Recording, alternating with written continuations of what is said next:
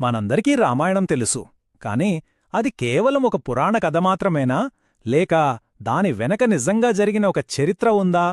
ఈ ఇతిహాసం ఒక వాస్తవ ఘటన అని, దానికి సాక్ష్యంగా భౌతిక ఆధారాలు కూడా ఉన్నాయని కొన్ని వాదనలున్నాయి.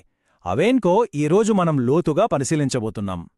సో, అసలు ప్రశ్న ఇదే: 7000 ఏళ్ల నాటి ఇతిహాసమా, లేక మన కళ్ల ముందు ఆధారాలతో సహా దాఖలైన చరిత్రనా? మనం కేవలం ఒక కథనే నమ్ముతున్నామా, లేదా వేల సంవత్సరాల క్రితం జరిగిన సంఘటనల ఆనవాళ్లను చూస్తున్నామా? రండి, ఈ ప్రశ్నకు సమాధానం వెదికే ప్రయత్నం చేద్దాం. సరే, ఈ వాదనల్ని అర్థం చేసుకోవాలంటే మనం కొన్ని ముఖ్యమైన ఆధారాలను పరిశీలించాలి. ముందుగా రావణుడి రాజ్యం గురించి, ఆ తర్వాత ఒక వృక్షశాస్త్ర రహస్యం, దాని తర్వాత లోకాల మధ్య వారధి అని పిలిచేదాని గురించి, చివరగా ఈ ఇతిహాసం అడుగుజాడల్లోని కొన్ని ప్రదేశాలను చూద్దాం. ఒక్కొక్కటిగా వివరంగా తెలుసుకుందాం. ఓకే, ఇక మొదటి అంశంలోకి వెళ్ళిపోదాం: రావణుడి సామ్రాజ్యం, దాని ప్రతిధ్వనులు. అసలు శ్రీలంకలో రావణుడి రాజ్యానికి సంబంధించినవి అని చెబుతున్న ఆ భౌతిక ప్రదేశాలు ఏంటి? వాటిని పరిశీలిద్దాం. ఇప్పుడు చూడండి, శ్రీలంకలో విరియపోల, ఉస్సంగోడ, రుమస్సల, హింగురగ్గొడ అనే 4 ప్రదేశాలున్నాయి. ఇవి మామూలు ప్రదేశాలు కావట. శ్రీలంకకు చెందిన ఒక పరిశోధన సంస్థ ఏం చెప్తోందంటే, ఈ ప్రదేశాల్లో నేల చాలా గట్టిగా, చదునుగా, ఎర్రగా ఉంటుంది. ఎందుకంటే ఇవి రావణుడి విమానాల కోసం ఉపయోగించిన రన్వేలు అని ఒక బలమైన వాదన ఉంది. మరింత లోతుగా వెళ్తే, ముఖ్యంగా ఉస్సంగొడలోని మట్టిని శాస్త్రీయంగా విశ్లేషించినప్పుడు చాలా ఆసక్తికరమైన విషయం బయటపడింది.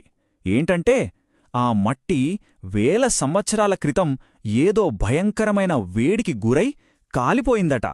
అచ్చం ఒక పెద్ద లోహపు వాహనం, అంటే విమానం లాంటిది దిగేటప్పుడు వచ్చే ఘర్షణ వల్ల కలిగిన వేడిలా ఉందని వాళ్ల విశ్లేషణ.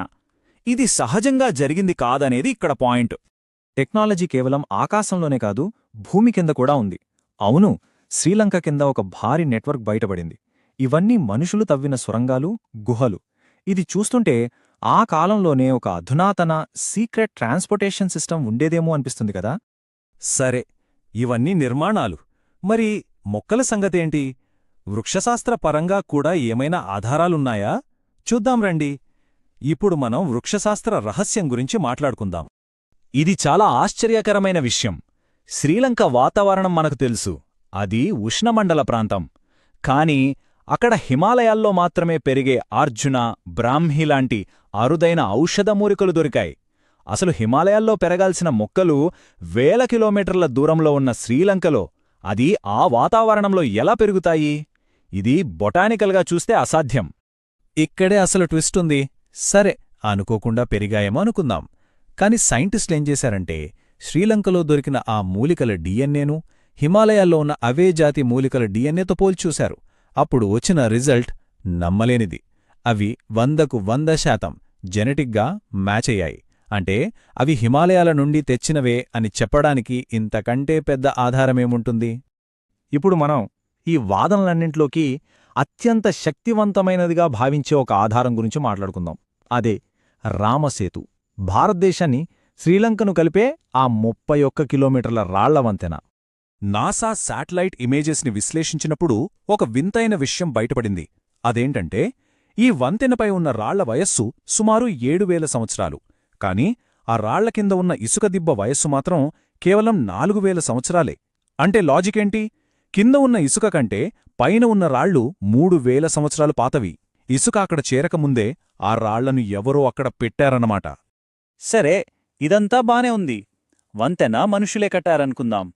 కాని అంత పెద్ద రాళ్ళు నీటిమీద ఎలా తేలాయ్? ఇది కదా అసలు ప్రశ్న. దీనిక్కూడా ఒక సిద్ధాంతం ఉంది. ఈ రాళ్లు సహజంగా నీళ్లల్లో తేలే ప్యూమిస్ రాళ్లు కాదట. జియోలాజికల్ సర్వే ఆఫ్ ఇండియా ఏం కనుగొందంటే, ఈ రాళ్ల లోపనంతా స్పాంజ్లా చిన్న చిన్న గాలిబుడగలతో నిండి ఉంటుందట. ఈ గాలిబుడగల వల్లే అవి నీటిపై తేలుతున్నాయని చెబుతున్నారు. అంటే ఇవి సహజంగా ఏర్పడలేదు, ఎవరో ఒక ప్రాచీన టెక్నాలజీ ఉపయోగించి తేలియాడేలా వీటిని తయారు చేశారనేది ఇక్కడున్న వాదన.